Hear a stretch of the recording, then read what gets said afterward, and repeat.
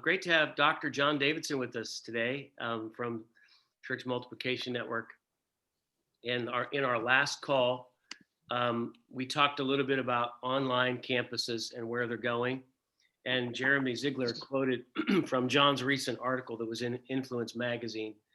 And then when John and I saw each other a couple of weeks ago, he talked about how he has been commissioned to study this online thing. So he's at the beginning of that journey, and I thought it would just be good to hear a little bit of his perspective first, and then we can kind of interact about it. So John, this group there's I think 12 pastors typically on this call, and everybody's either multi-campus, multi-venue, church planting network, dreaming about planting their first campus. So go ahead and talk for a little bit about what you're learning, bro. Yeah. Hey, good morning, everybody. It's great to see all of you. Sorry. I guess I'm muted. Good morning. As Jeff was saying, I have been investigating this a little bit, studying online church, and some of you may be way farther down the road on this than I am, honestly. But as a fellowship for the Assemblies of God, at least, and for the Church Multiplication Network, we realized that 2020 changed everything. And I guess I could take you back to 2018, I think, is when the Assemblies of God put together a kind of a task force for online church. And so there was a lot of people asking about starting online churches, not just online campuses, but online churches. And so there was kind of a task force put together to investigate what do we do? What does the Assemblies of God think about online church? And so I was on that team along with a handful of other people, and we started looking at this and talking to people all around the country. And of course, we know that effective ministry can be done online and has been done online, and that churches should be engaged in online ministry and all of those kinds of things. The question that we were asking was, can you really do church online?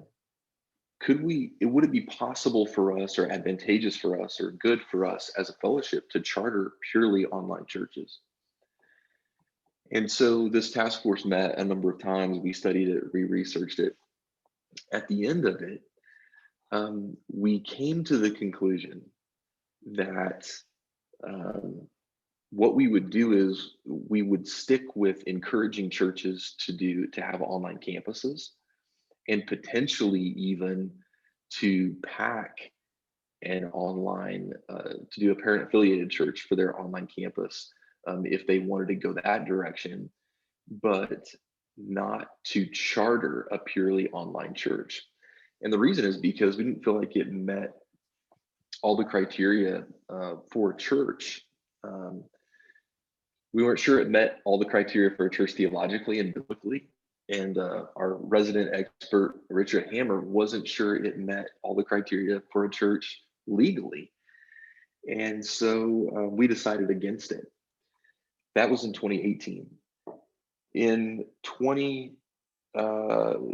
middle of 2020, maybe it was the fall of last year, I was walking down the hall of our office and passed Donna Barrett, our general secretary who oversees the chartering of churches. And I just said, hey, Donna, that task force we did a couple of years ago about online church? And she said, yeah. I said, well, like 2020 has changed everything. It's just changed everything. We got to revisit it. So we have been revisiting it a little bit because, all of us went online in 2020.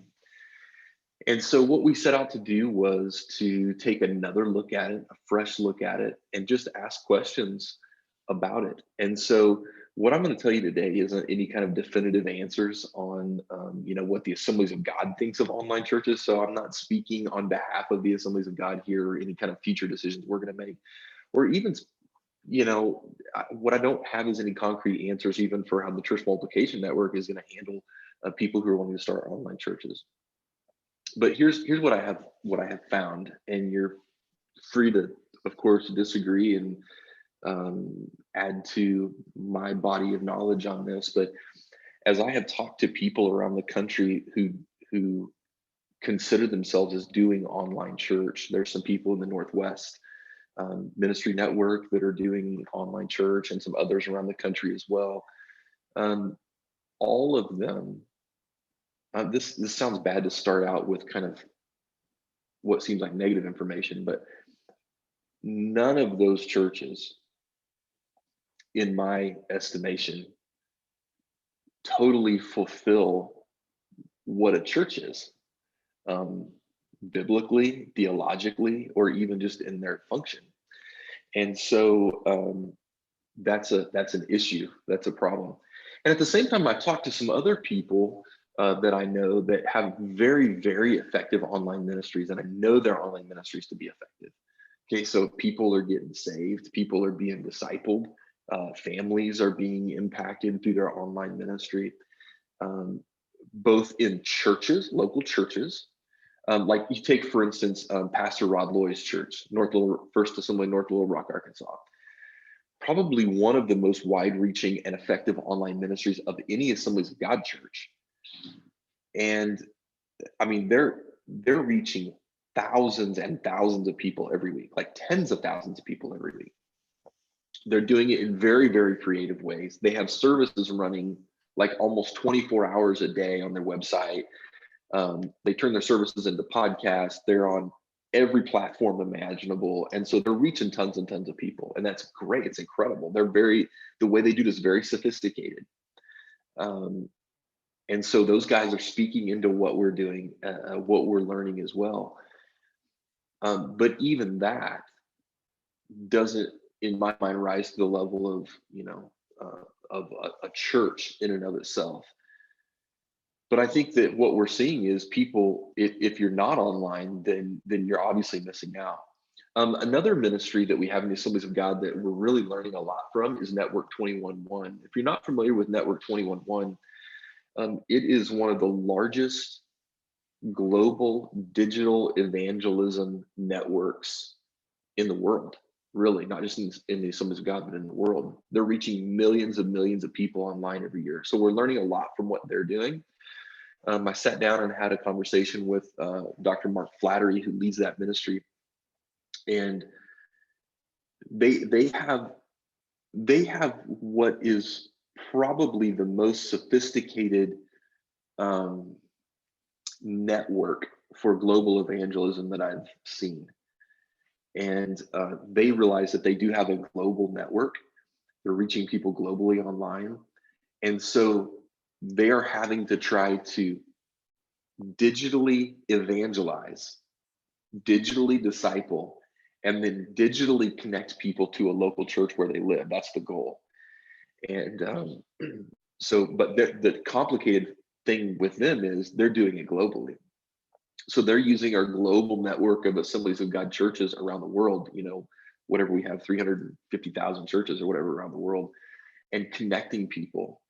And they have a pretty intricate system of, like, if I'm a volunteer person in their ministry and I am connected with Jeff Leake, let's say Jeff has clicked a button that says I'm interested in learning more about Jesus, and that information comes to me and I start a chat with Jeff, days from now, weeks from now, or months from now, if another volunteer in our network picks up on that conversation, they can see the entire thread of my conversation with Jeff, and they can know exactly where Jeff is at. And it's a really intricate system that they use for their online ministry and digital evangelism. But I asked Mark, I said, Mark, is what you do with Network 21.1, I mean, it's very robust. Is what you do church? And he said, no, it's not church. It's not church. It's missions, it's evangelism, but it's not church. It's very similar to what we saw, 20, 30, 40 years ago with the rise of television ministry. It's not church, but it's an effective and legitimate form of evangelism. So as I'm talking to people all around the country about what they're doing and what's working for them, I guess the thing I wanted to communicate to everybody on this call was, I think online ministry is absolutely important. I think if you're going to do it, you ought to do it really, really well. And I don't think we've got it totally figured out yet. I think probably everybody on this call would agree that we don't have it totally figured out yet. 2020, we were just kind of feeling our way through it, but how do I want to say this? Missiologically. So something you should know about me is, like, by training, I'm a missiologist. My PhD is in missiology. That's basically the process of taking the gospel and delivering it to people. And by experience, I'm a pastor. I want people to learn about the gospel. And I want people to respond to the gospel. I want people to be changed, their lives, their families to be changed. Missiologically and theologically, though, I'm driven to make sure that we do it well and that we do it accurately and biblically. And so I think for me, that's the biggest hang up right now. So I'm just kind of confessing to you the things that I'm struggling with and dealing with in all of this.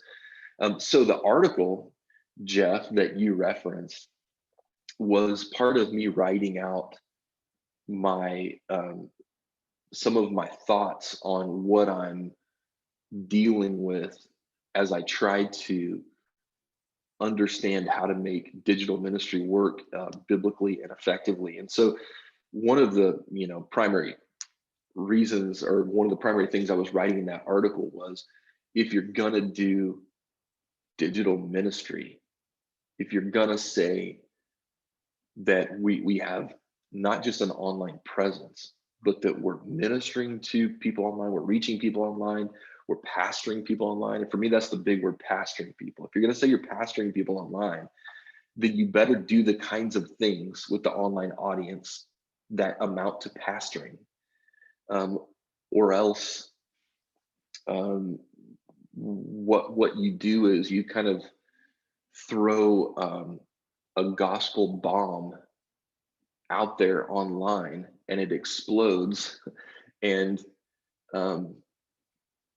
people have questions about it that they can't get answers to, or they want to respond to it but they can't. And so I think we have a responsibility to be able to know where our message goes for the most part, and to be able to follow up on it and know people.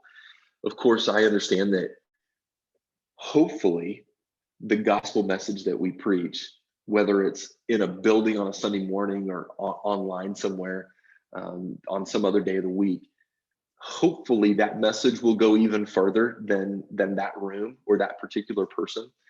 But I just think we have a responsibility to truly pastor people and to shepherd people. And it's hard to shepherd people that you don't know. It's hard to shepherd people that you never see. It's hard to shepherd people that you really have no connection to. And so that was what I said in that article, Jeff. And there was a few people that took issue with that, especially people who are really heavily engaged in online ministry. And so I'm not scared of people disagreeing with me or a little controversy or whatever, because I think we're all in this thing where we're trying to figure it out. And so basically with that said, I've done all of these interviews with people who are doing online church and have learned so much. So thankful for what they're doing. But the last thing I want to do with you is share with you the title of a presentation that Ed Stetzer gave on a call that I was on with him and a few other people a few months ago. So we were on this call where we were discussing ministry during a pandemic, and we were discussing obviously COVID and what it's done to the church and online ministry and all of that. And Ed, who is very, very thoughtful, I always appreciate the stuff that Ed Stetzer does. He gave this little presentation to us, and it was about church online, and the title was temporarily deficient ecclesiology in the emergency for the sake of the mission. If you think about that, it tells you a little bit about where Ed stands on it. Now, where Ed stands on it doesn't have to be where you stand on it, just because he's kind of the church guru guy. But what he titled it was, the online church was temporarily deficient ecclesiology. In other words, it's not a totally efficient ecclesiology. It's not a totally efficient way of doing church. Not efficient. It's not a totally accurate or biblically accurate way of doing church. And it's temporary in an emergency for the sake of the mission. In other words, the mission is so important that sometimes you have to resort to means of evangelism that aren't ideal, right? And we all understand that, because we all live in a world where we don't have ideal circumstances. It's not a perfect world. And so at this point, I would tend to agree with them that all of our churches and ministries should be engaged online. If you're not, you're missing out. But if that's the primary way you're dealing with ministry and evangelism, I think it's probably deficient. So, Jeff, I'll stop there. And if we want to talk about that, we can. Let me jump in and ask a couple questions. So what did your committee prior define church? Because you said it didn't meet the definition of church. And Brad and I were on another call last week, and we were talking about this. Is there a definition for church that we all use so that we know what is recognized, what is not? Yeah.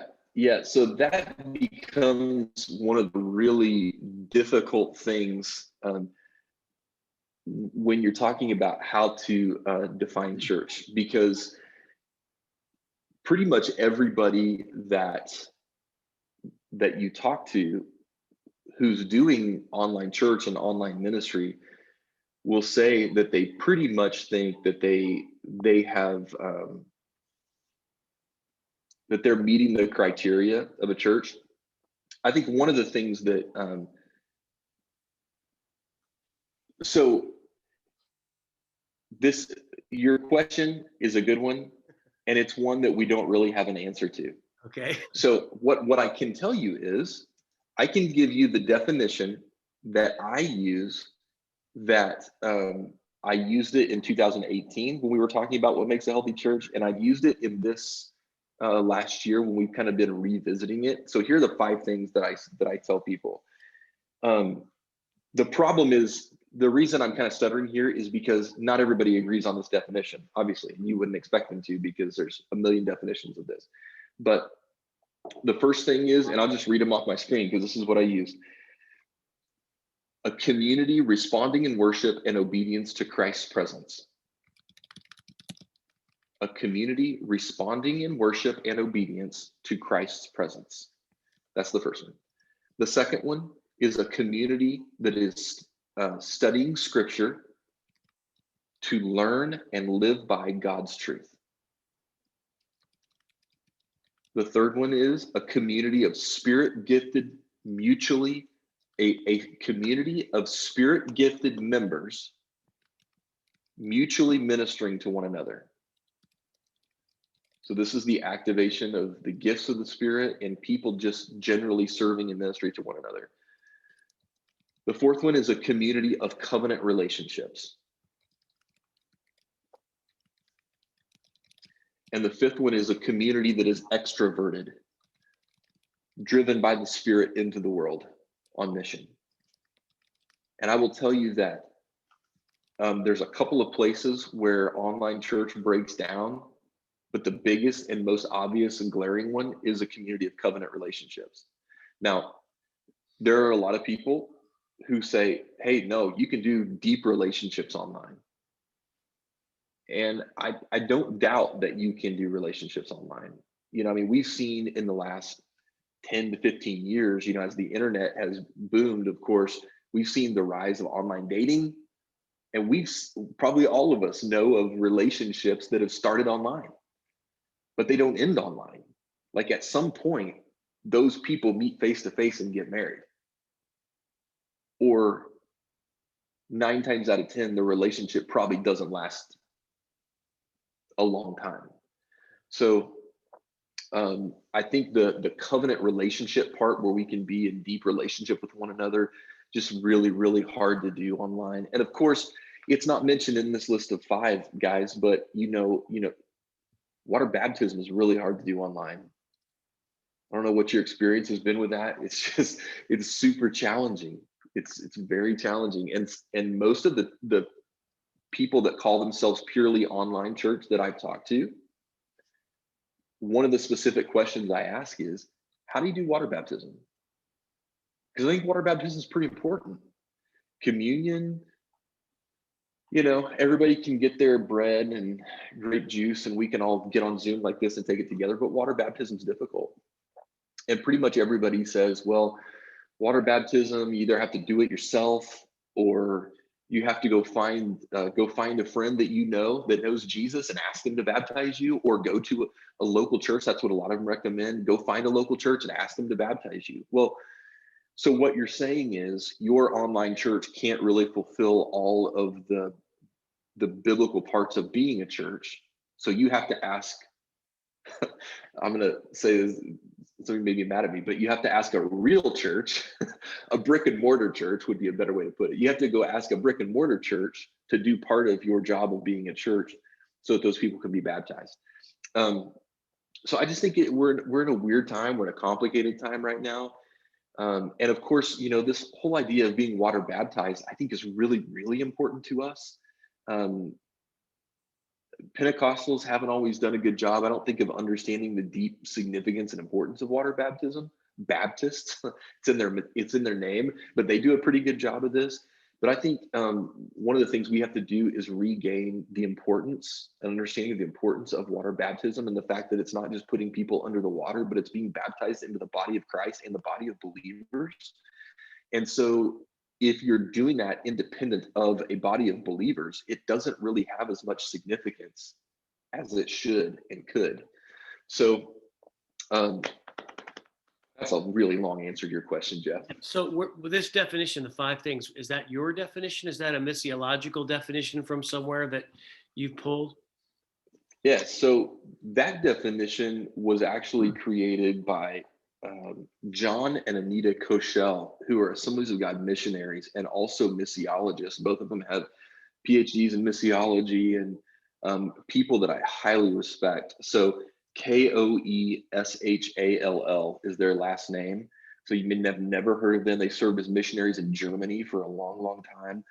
And just really, really sharp people that I highly respect on this. And they have done a ton of research in the area of ecclesiology and what makes a church a church. And so this is the definition that they provide. Are there any of these 5 that you see as what Ed Stetzer said, temporarily deficient? The covenant one is pretty obvious. Any of the others that you see? I mean, you can do responding in worship to Christ's presence. We're not present with each other, so the body of Christ's presence is a question mark. Is that another area where you would? Yeah, it's a huge area, honestly. But the tension is that everybody's saying, well, man, after a year of, we were already doing pretty good at engaging with people online with social media and that kind of thing. And now 2020's kind of put it over the edge. I mean, look at us now. We're all meeting by Zoom, and we've saved time and money by not having to fly to be with each other. And this is even better. That's what people say. This is even better than being in the room together. It's even more efficient. The problem is that that efficiency didn't seem to be a high priority for Jesus or the church, the early church. So, I think that we have to be careful to impose things that seem to work really well for us back on Scripture. Again, I don't want it to come across as if I'm against online church. I mean, hey, I'm still fairly young. I think I'm fairly progressive and forward leaning, but the thing that I've noticed on this issue, the more I've studied it, the more I've engaged in it myself in the last year, as a participant in online worship, the more I'm having to fall back and revert to my biblical training, my theological training, and going back to that, not just saying what works, because pastors, and I can say this from my pastor hat, from 20 years in the local church, we're pragmatists. We want to know what works. We want to do that. But that's not always the right thing to do. So I'm trying to fall back to my theological training, my biblical training, and to say, what does scripture require of us? What would Jesus require? And I do think, hey, I think if Jesus were alive in 2021, he'd be using the internet. I mean, I do. I don't know that that's the same thing as church. So one more question, and then I'll kick it out to Yeah. everybody. So last week, the question that was asked by Jeremy Ziegler was, so he said, we are as a staff, we're trying to figure out what does the win look like moving forward for online campus as an online church? Do you have any thoughts on that? What is the win then? So how do you measure if this is succeeding or not from your perspective? Well, for me, the most immediate win would be, are the people that are engaging online eventually making it to the church, the brick and mortar church. That's an obvious win. Another obvious win would be, are the people who are connecting online making decisions for Christ? The challenge is it gets really, really hard, because in most situations, even the church that I attend that is fairly advanced in all this stuff, they say during the altar call, hey, if you're responding to this, if you want to receive Christ, put up your hand emoji, which is just the weirdest response to me for in a moment like that. In our churches, it's such a serious, solemn moment. Sometimes you'll say, hey, I don't want anybody get up moving around, don't want anybody leaving. This is a solemn moment. And then we're in the same moment, we're asking people to put up a cartoon emoji. It's just the weirdest. I'm not saying it's not effective. It's just weird. But anyway, I think the struggle is what happens beyond that moment. How much discipleship is really happening online. And so, during the pandemic, here's the other thing. During the pandemic, some of you guys may have heard this, but Craig Rochelle did a call with a church in St. Louis with a group of pastors.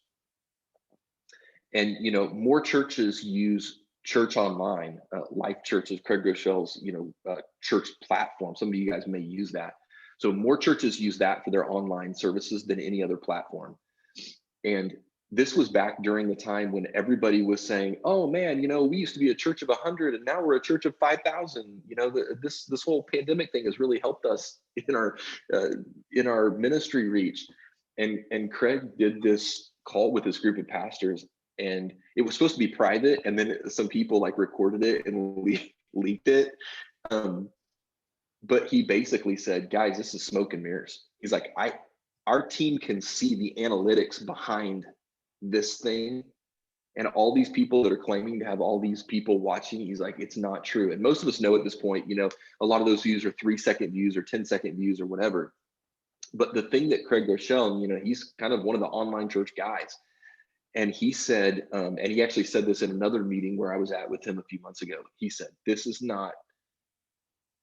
Life Church will have an online presence, but we are not an online church, because we don't believe you can do what needs to be done online. And we see the back end of the analytics, and it's depressing. People aren't engaging. They're not watching. They're not responding.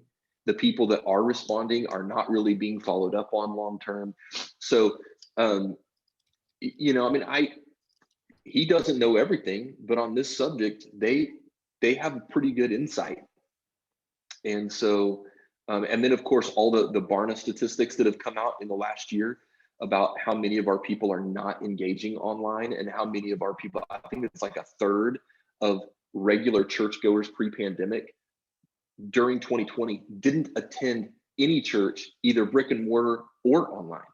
A third of our people didn't even attend online. So I just think, I think the stats aren't good. That doesn't mean we can't figure this out. I want to be clear about that. I just think we haven't figured it out yet. I don't know if you can ever make a church totally online. I think we will figure out eventually, because we're really smart and we're get it done people. I think the church will figure out how to do really effective ministry online, how to disciple people online. I just don't think we've figured it out yet.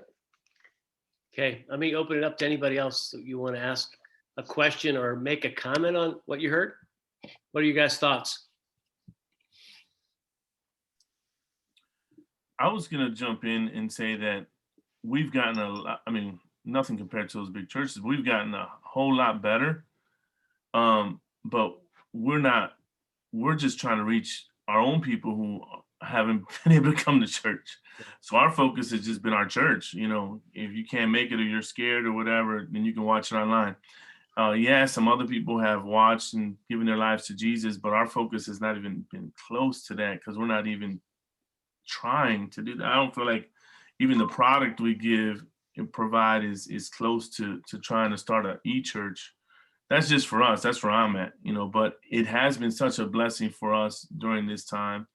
But our focus is just church people to just be part of the church and not get lost in the sauce of COVID and whatever else. So that's but it's amazing to hear this, because sometimes I feel like we're lacking in so many areas because we're not doing e-church, and that we're so behind the curve. And then you start to realize, hey, nobody really has this figured out, and it looks really beautiful.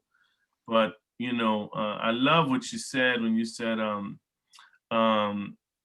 I know Pastor Jeff wrote it down, but it was something like Jesus, his priority was not efficiency. You know, or even for the early church, you said that. And I was like, man, and I think we can't lose sight of that in the midst of all these technological advances, which are amazing. And no one ever dreamt this stuff, I don't think. But as we move forward, can't lose sight of the original gangster. Yeah, that was the mic drop moment of the call. Jesus' ministry was not into efficiency. I thought that was, or it was this efficiency in gathering was not a high priority for Jesus. That was an interest. I've never heard anybody use efficiency in evaluating the ministry of Jesus before, but that was very interesting. Who else? Well, more of just a comment, and I guess maybe something that maybe I'd ask John to respond to.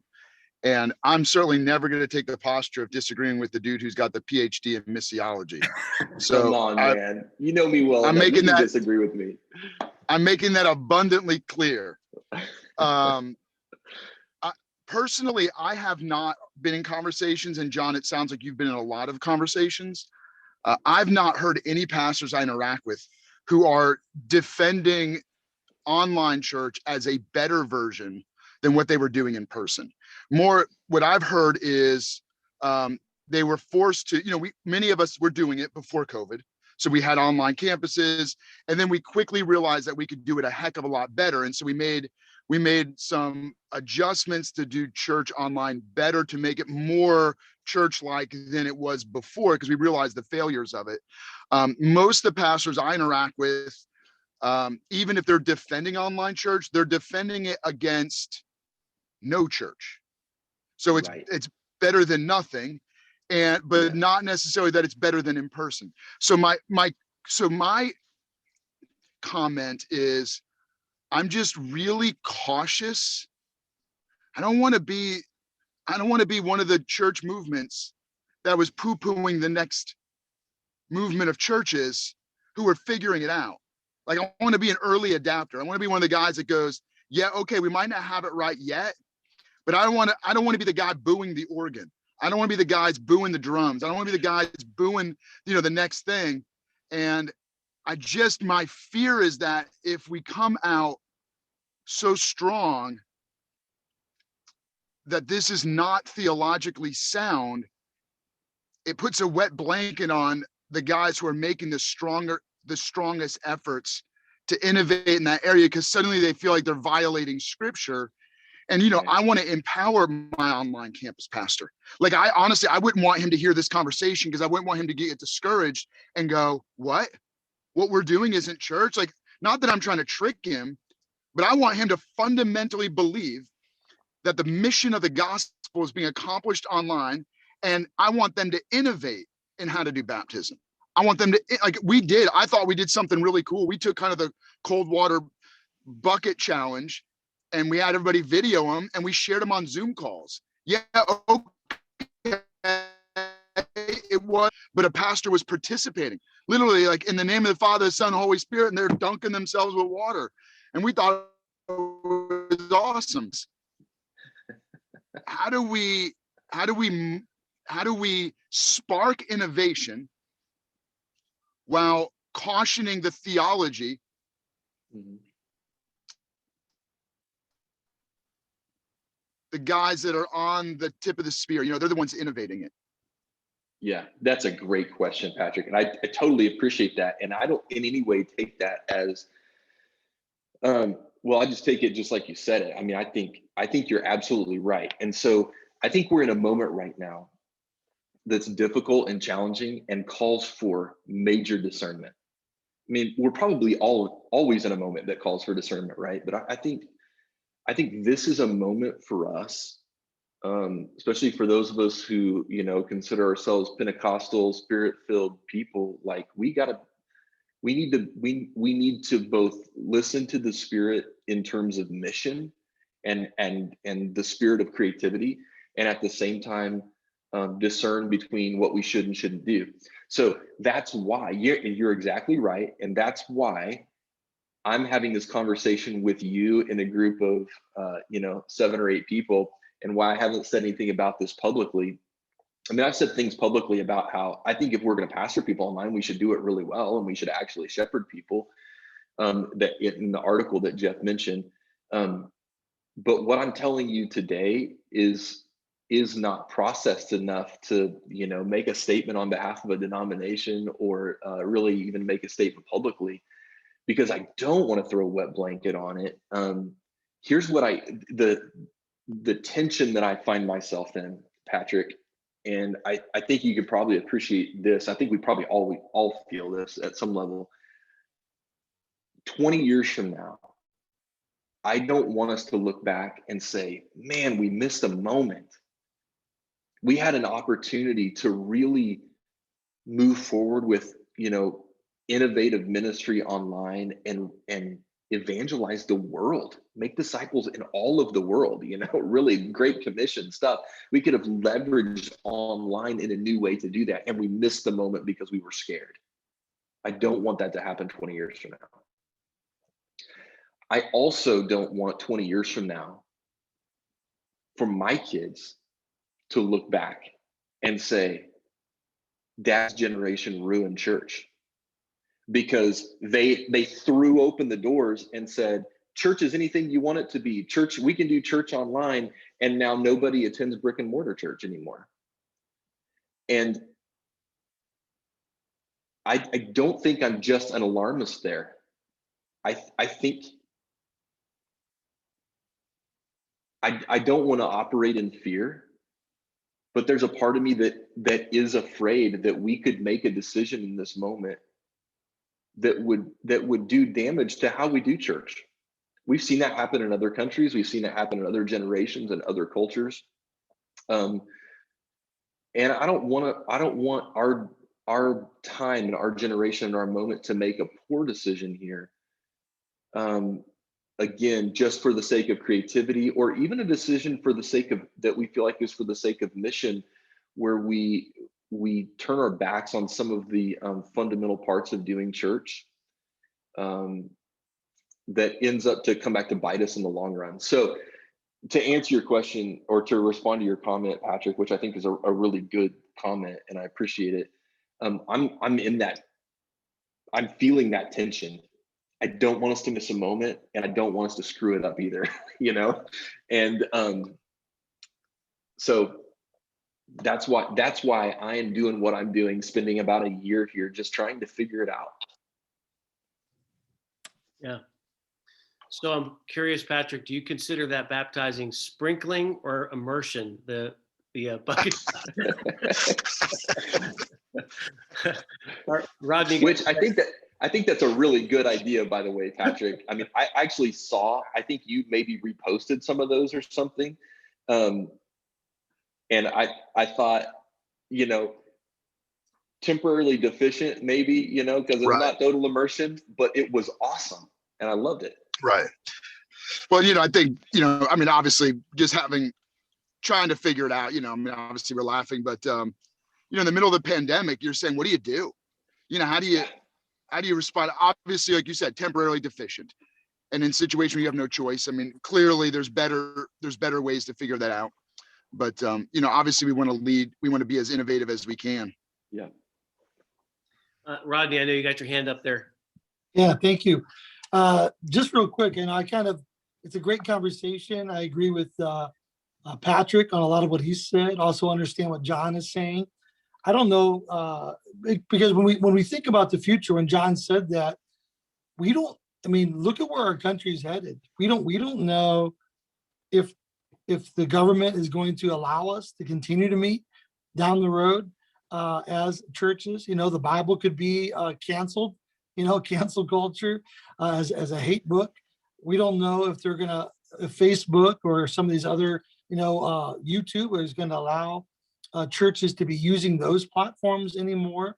So really it's seize the moment, you know, it's carpe diem. You know, we have to capitalize on the opportunities. You know, Paul says that, right? Make the most of every opportunity.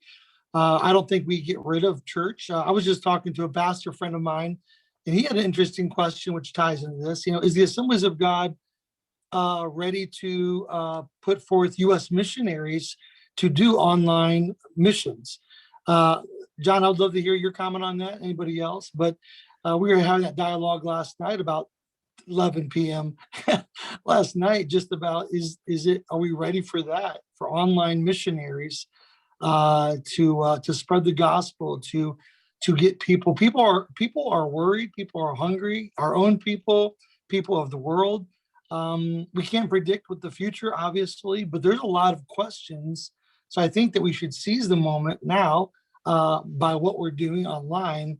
But I also like the network 211, their strategy of being online purposefully, but with a follow-up of connecting those people to a brick and mortar church or a small group. Let's talk about small groups, house churches, you know, for the future as well. So those are just some of my thoughts. I think it's great dialogue, but if anybody has any comments about those things, I'd love to hear from them. Well, I'll just say this about the missions. I don't know if U.S. Missions is doing any online churches, but I know that like Network 211, those guys are Assemblies of God World missionaries. And so I don't know if U.S. Missions has any missionaries that are technically, you know, doing online or missionaries to specifically online community. But I know that that World Missions does. And let me just throw out a name here, because some of you may know this person, but if you're more interested in looking at online church and how to beef up your online presence, not so much your online campus, but really like evangelism and discipleship online. There's a lady in the Seattle area named Angela Craig, and let me look up her. I think she wrote a book last year called Online Jesus, and she's an Assemblies of God minister, and she has so you can look her up just on Facebook, Angela Craig, and she does church online and has a very large audience, and they are purely online, totally online. And so I've had calls with her and learning from her, and they're doing great. I mean, they're reaching people all over the world. And so that would be somebody, if you're interested in this more, that would be somebody to learn from. And then also check out, you know, you can go to Network 211, and I don't know what their web address is, but you could find them online and see the kinds of things that they're doing online for evangelism, and pretty incredible. Brad, go ahead. Yeah.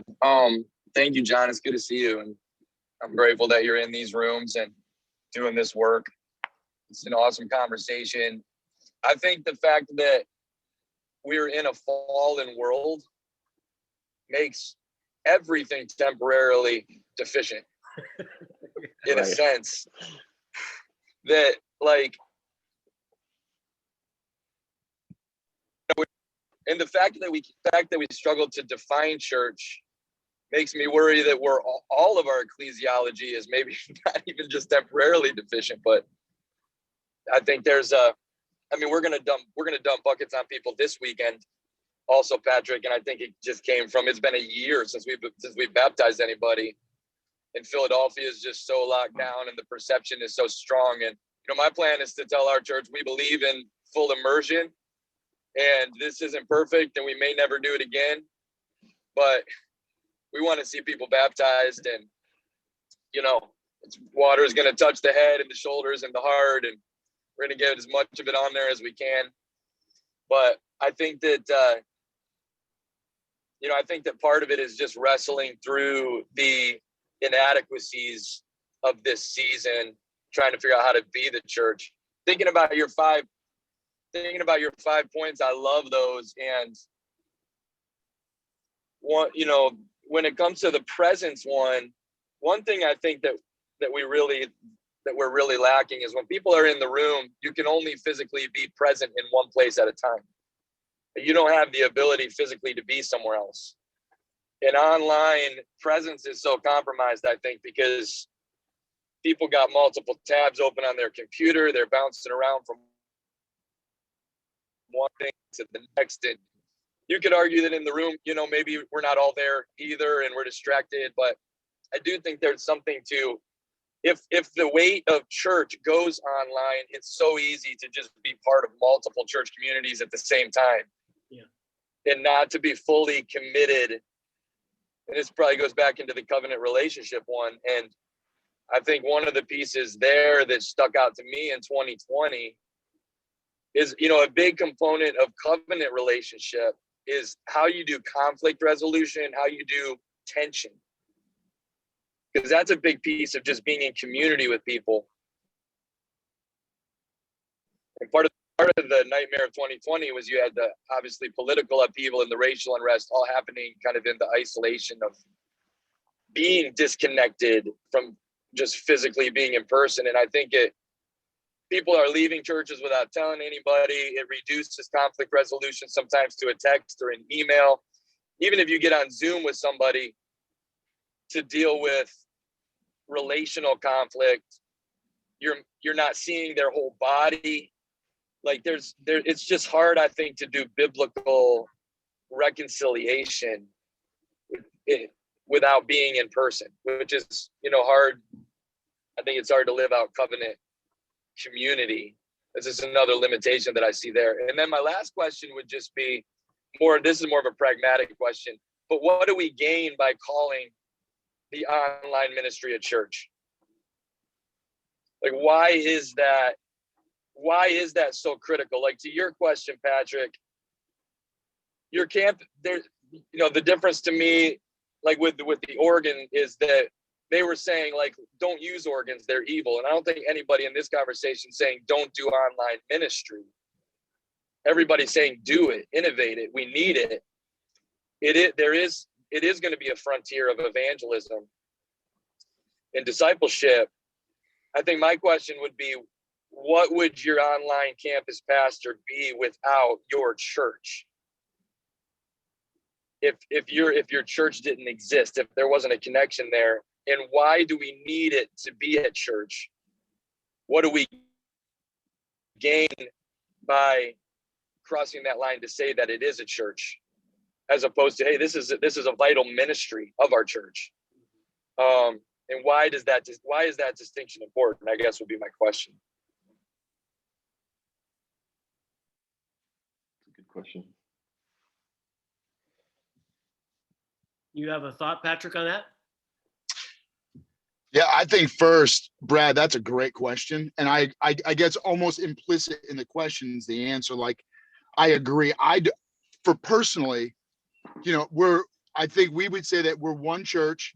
we would even say that we're probably an online based church now with physical locations in multiple places, including leveraging our life groups. But I think you make a great point. There is, at least from our end, and I'm sure for your end, I don't know that there's any value in trying to distinguish that the online specific is a church in and of itself. And in fact, you're right. You take the physical pastors, you take the physical presence away, and the online evaporates with it. I was actually having this thought as John was speaking. I was thinking, would I support a digital only missionary? And to be honest, that would be a tough one for me. I'd be like, so what do? You sit in front of your computer all day? Like, I don't know, man. That would be tough. I pay my kids to do that. Yeah. Well, John, what do you think Angela Craig would say to these questions? So I've had multiple conversations with her about this, and honestly, like, I have a ton of respect for her, but I pushed her on this because I'm trying to learn. And so she has told me, you can absolutely do church online. There's nothing that you can't do, online, nothing that you can do in person that you can't do online. And her thing would be, there's people that will never come in the doors of your church, no matter how good you are. So what are you doing to reach those people? And she would say, those are the people that we're reaching online. We're reaching people from all over the world. We have, our worship leader, she's the lead pastor. She's in Seattle. Our worship leader is in Kenya. Our, small group leader is from Europe. And so she would say, there's a lot of things about doing an online ministry that allows you to do things that are maybe even more reflective of what Christ intended when he talked about the church, this multi-ethnic global family of God worshiping together. And but then I said, so how do you baptize people? And she said, well, we typically tell them, if they know someone who's a Christian, they should go ask them if they can baptize them. I'm like, what if they don't know any Christians? Well, then that's a problem, So it's things like that. So, and again, I'm not trying to make fun or be critical. I'm saying she's doing an incredible job. She's in a new frontier. I don't know that we can ever figure that one out. And it may just be one of those things that we decide as a church, man, we can do awesome ministry online. Water baptism isn't one of those things that we can do or should do. And that's another question that we have to ask ourselves as pastors and leaders and innovators is, just because we can do something, should we do it? Yeah. Just because we can throw all of our effort into online, should we? I'm not saying we shouldn't. I'm saying we always have to ask that question. We read through the Gospels. All of us have probably preached and taught about this. Jesus did not heal everybody he could have healed. He didn't preach to everybody he could have preached to. He made decisions about where to go and what to do. And we're faced with the same decisions, and we all have limitations, and we all of our resources are scarce at some level. And so we have to decide where to put our resources, and so, but I think Angela would say it's a really effective form of evangelism. When I got down to the very end of my conversation with her, Jeff, I said, Angela, is this really a church?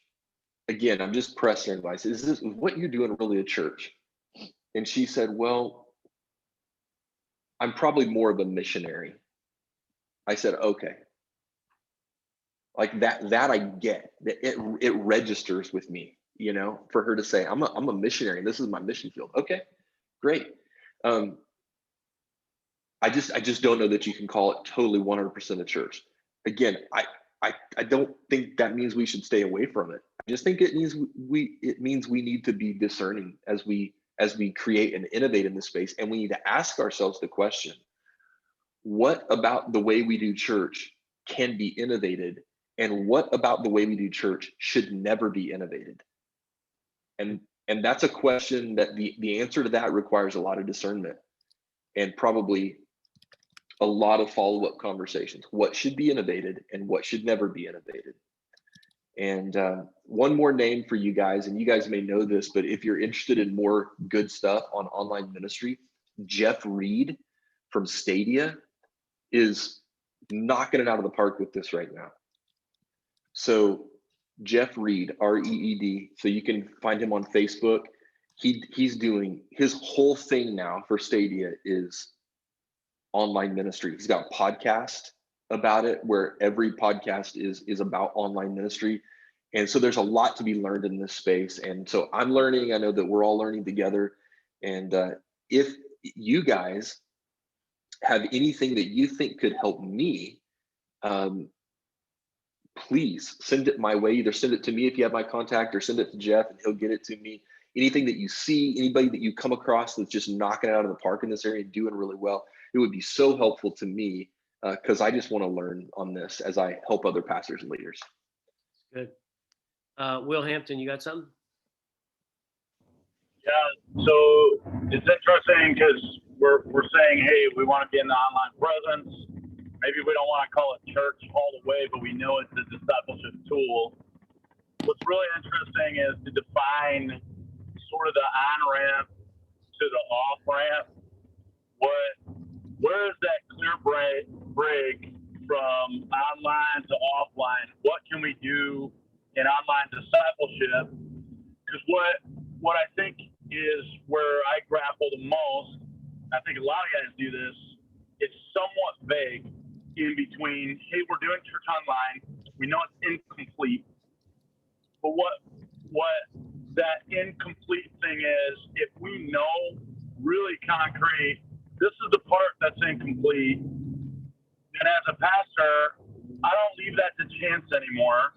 We can craft what we're doing online to say, here's the part that's missing, and we can continuously emphasize that dream for people to say, hey, well, let's move from this in your life to now this in your life. We do that in our live expression. We're saying, hey, there's a journey. There's these things that if you haven't completed that journey, you know, there's elements that you're missing, and God wants this for you. And so clarifying in the online portion to say, this is what we're doing in our online discipleship attempt up to this point. Now we need you to move, like Jeff, maybe you said this, how we do multiplication. It takes time, talk, and touch. You can get time and you can get talk online, but you can't get touch. I'd love to see you get pregnant online. That's not happening. And so there's something about multiplication that always requires intimacy, and there's a certain touch level. So like we've got 2/3 of the equation in that, but it's missing an element. And so just clearly, like, how does that get expressed in some of those other things? So being really clear, John, about sort of, here's the things that are non-negotiables about what church is. Here's what we can do online that is a fraction of that, but we need to then take a leap to the next thing. As long as we know those jump points and can be very clear about those jump points, then we can use that tool more effectively because we know where's our limitation of what we're supposed to be getting done. That's good. Patrick. Just another question probably for John from his research. And John, I don't even know if this would have come up. Do you think that churches, a lot of the churches I interact with, they're doing very well financially, even though they've gone 100% online? Do you think this story would be very different if the financial situation in churches had plummeted? Would they have innovated differently rather than thoroughly embracing the online? That's a question I have asked. I've really wrestled with personally. Is would we have handled this situation very differently if the finances hurt us a lot more? Yeah. And so then that creates a second. So. It creates a second question of like, not not are we sold out to the resources. Obviously finances is important and giving is a huge discipleship step, but it even really made me ask the question myself of like, would I have done this different, if we had gotten, we took a little bit of a hit, but not our legs kicked out from under us. So that's just a question I have. Man, I think so. Of course, it's impossible to know, like you're asking about an alternate reality, what if, and it's impossible to know, but I do think that the reality would have been different if the finances wouldn't have held on. I think there's a lot of churches even now that are content to just keep meeting online because the finances aren't an issue. And I know that pastors deep in their heart want to get together again. I mean, shoot, for those of you, I don't know, Jeff, I know you were at the CMN conference. I don't know if any of the rest of you were. I can't tell you how many people walked the halls. And there was 1,400 people there, 1,500 people. So many pastors told us, thank you so much for doing this. We're desperate to get together with people because for many of them, their own church isn't meeting yet. They're just desperate to get together with people. What we found for many churches, not all churches, but many churches that have started meeting again, what the pastor has found is the people in their church aren't near as desperate to gather as the pastor is, right? So pastors are super desperate for that. But even at that, a lot of pastors are they're content to keep going online. And I'm sure this is none of you, but I have actually talked to a few pastors over the last year that have said, hey, this online thing is pretty sweet. I was doing 3 services on Sunday, 4 services on Sunday. And now, I'm sitting at home watching with my family online. This is pretty cool. I'm going to milk this as long as I can get it kind of thing. And yeah, if the finances were different, I think we would have responded differently. The question is, how would we have responded differently? Like, what else could we have done? Yeah. What if you can't gather and you didn't have online, we would have figured out something. Yeah. But what that would have been, I have no idea. In the 1919 pandemic, they published sermons in the newspaper. This is way better. So one closing thought. I know we're a little bit past time. I remember this former superintendent of Vietnam, Paul, I talk about they didn't have water to baptize people in the prison system. He was winning people to Christ in the prison system because he was in prison. And so they baptized people into the air in faith that one day when they got out of prison, they would get really baptized. They didn't want to wait. So they just pretended to baptize them. And I think in God's eyes, that's good enough, right? Because it's really less about the process and more about what's in the heart. Not that we want to not stay true to immersion, but I think it's really creative. So thank you so much, John, for sharing all this. We really appreciate you. Thanks for letting me come join your group, man. This is awesome. Love what you guys are doing. Thanks so much. Yeah, this is a very helpful thing, and we'll be confidential with anything here that we don't take these quotes and publish them out there somewhere to put. Yeah, and I should have said this at the beginning. On all of this, I reserve the right to change my mind. So next week I may think something totally different. Aren't we all, right? Yeah. Okay. Well, thanks, guys. We'll go ahead and let everybody go. God bless you. Have a good day today.